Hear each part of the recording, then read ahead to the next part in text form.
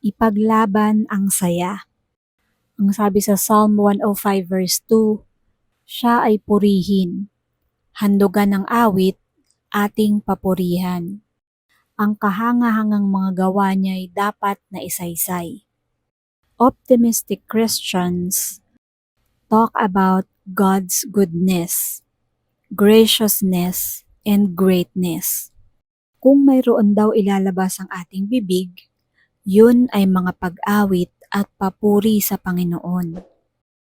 Ikwento natin ang mga kabutihan ng Panginoon. Yung mga tao na kadalasan ay nagsasalita ng negative things, discourage themselves, disappoint others, and displease God. Ang hirap naman na tuwing lalapit ka sa iba, sasabihin sa'yo, eto ka na naman, huwag mong sirain ang araw ko ha. Tuwing lumalapit ka sa akin, lagi akong nadidisappoint, lagi akong naiinis. Ayaw ng Diyos ng mga negative things coming out of our mouth. Kaya yung bibig na yan, kailangang rendahan. Siguro sa mga tamang pagkakataon, yes, pwede yun kasi hindi naman palaging positive ang nangyayari sa buhay. O kaya naman ay may mga discussion o may mga analysis, yes, pwede naman.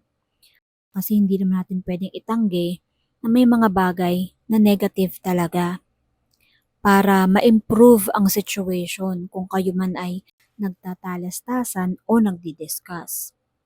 Pero, happiness is the primary duty of life.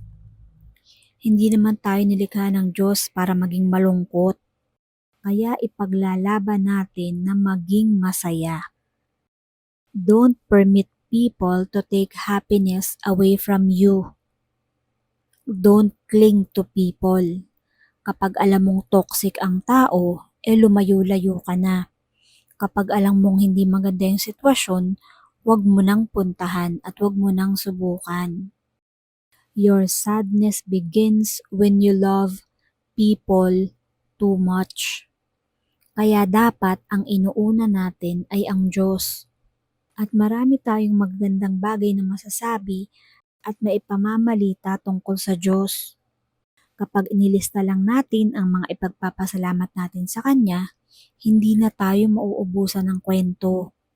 Ito yung mga kwento na hindi ka papagurang pakinggan at hindi ka iinisan ng mga nakikinig. Kaya kailangan ang center ng pagmamahal natin ay ang Diyos. Ang buhay natin dapat ay umiikot sa Panginoon, hindi sa ating kapwa o hindi sa ating sarili. God bless us all.